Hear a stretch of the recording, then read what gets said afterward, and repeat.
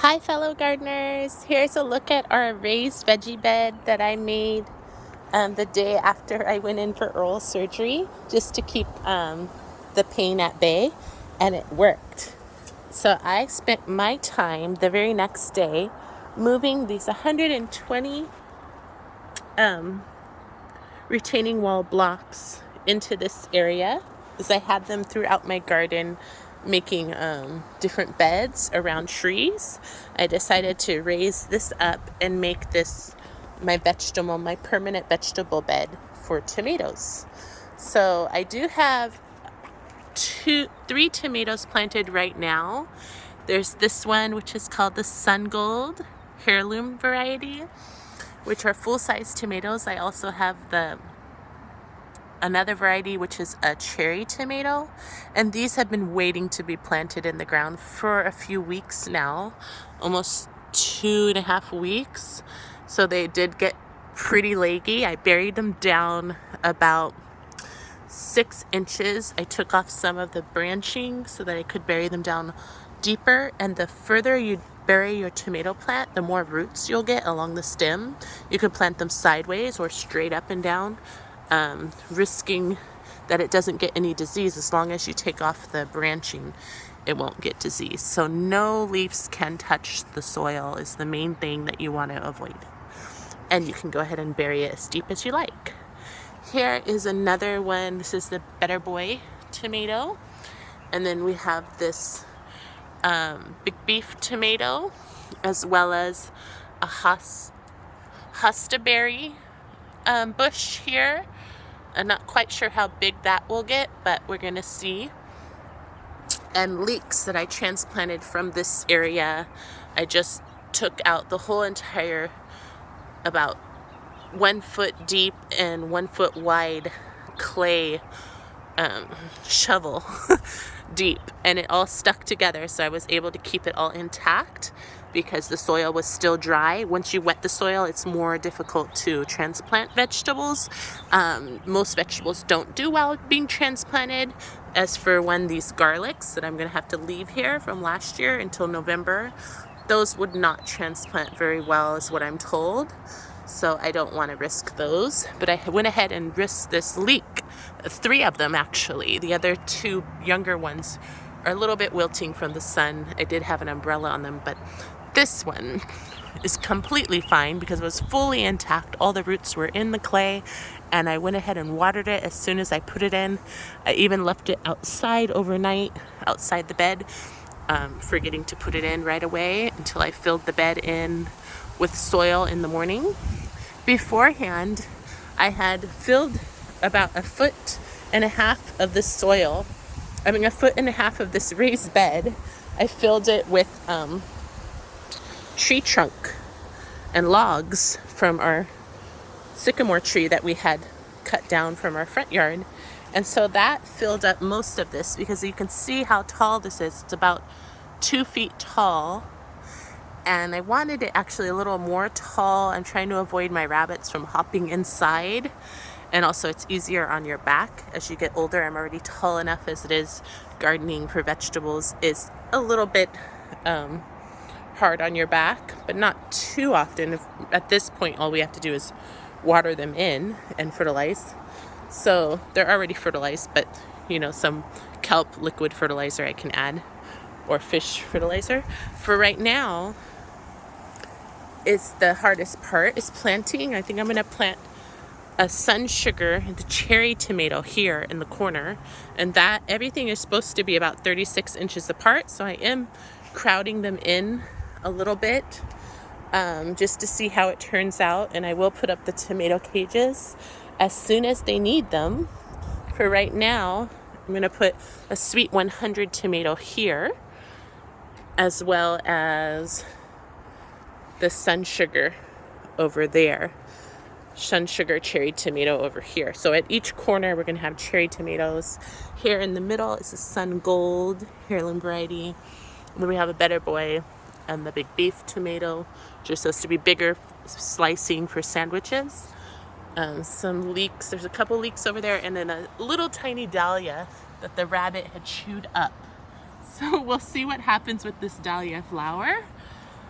but the roots are intact. Underneath it has a big bulb. I could probably show you. It's bulby flower, so it does well with this loose, see how loose this soil is? And I had mixed in, this soil also has other things mixed in it, raised bed kelp fertilizers and things like that, very mild fertilizers for getting things started. And this one, still the roots are intact, and see it has like tubers. So this is a dahlia, but we're gonna see how it does here instead of in the grow bag, because I had it in a grow bag and a rabbit chewed it up as well. Oh, one of them's a little bit rotting. Should probably just take that one off. But the rabbit chewed up all of the leaves and also sat on it, so that was not a great, smart place to put it. I have to do something about keeping these rabbits away from the garden. But here I'm going to go ahead and put it back so that it can thrive. Under these circumstances, there shouldn't be any rabbit coming near it. So we'll see how that goes.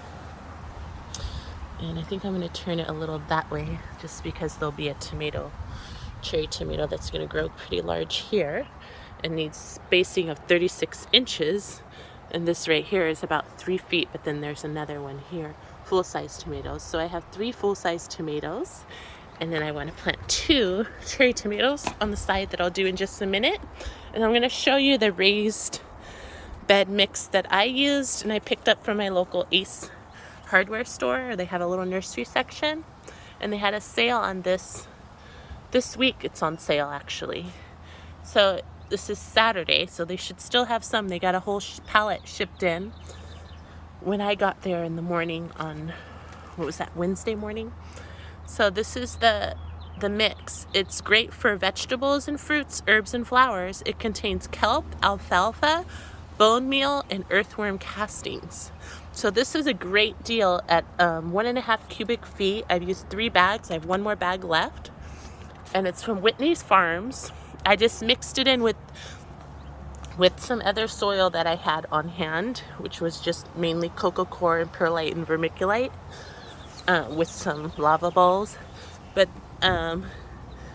this soil is great because it has everything, very low fertilizer. Earthworm castings, it's a very low, it's not going to burn anything. It's definitely worth putting it in your raised bed.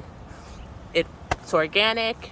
It will help all the vegetables thrive without too much hot fertilizers in it. There's no chicken manure, even decomposed chicken manure, none of that at all. It's all kelp, alfalfa, and bone meal with some earthworm castings. And then there's another fertilizer I haven't put in my raised bed, but I have it for my fruit trees, which is organic compost from Cedar Grove. Organic compost can be used on everything. And this stuff is great for, I gave it to my fig trees. So I'll tell you more about that later. And it's from, diverts all the yard waste diverted from a landfill. So it has a lot of like compost. There is a bit of a manure smell to it. It's Cedar Grove. So I'm not sure. I know it's organic, but it does have a strong scent to it.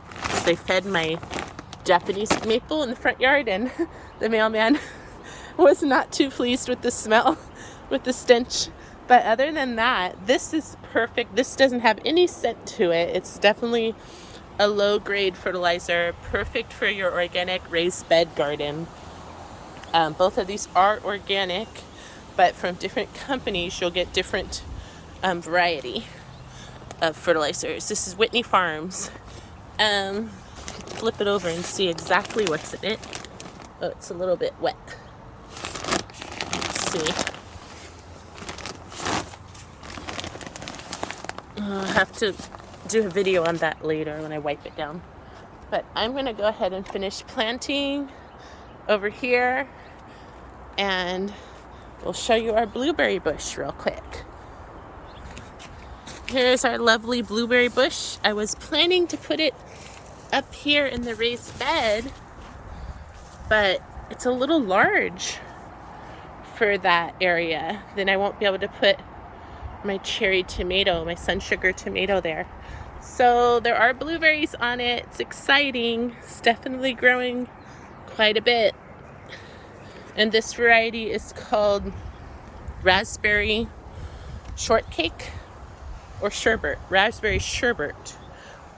And it's a great variety to have because, see how strong the trunk is? It is only going to grow 2.5 feet tall. So if you do get a blueberries or raspberry bushes, I recommend getting the dwarf variety. They stay small, compact, and especially if you're in the Bay Area, you can keep them. Oh, there's a little bunny coming right now. They're playing around here. You can keep them small and compact and keep them in your garden for years to come without having to maintain it. You definitely don't want to hedge a blueberry bush. You want to get as many blueberries as you can. The more you do hedge things, the less you get. I've noticed that with lemons and certain variety of fruit. So this is a great tree to have. Bush. A great shrub, blueberry shrub to have. It's called raspberry sherbet. Once again, tallest it will grow is 2 to 2.5 feet tall and wide. So it's a cute little blueberry bush. It's definitely one of our favorites in the garden. We just have to find a place to plant it so it can reach its full potential. But if you look, it's doing pretty well in this, being contained in this container for 2 years. So it is surviving quite well on its own. But I know if I planted it in this raised bed, it would really thrive. I'm just not sure if there's space for it. I kind of want to keep it vegetables. But we'll see. You never know. I may change my mind. And I'll keep you updated on all the success on what's growing on in our garden. Thanks for watching and happy gardening. From our garden to yours. Happy gardening. Good luck in your garden, and like, share, and subscribe with all your friends and family, and we can keep sharing tips and tricks as we go through the spring 2022 gardening season. Bye now.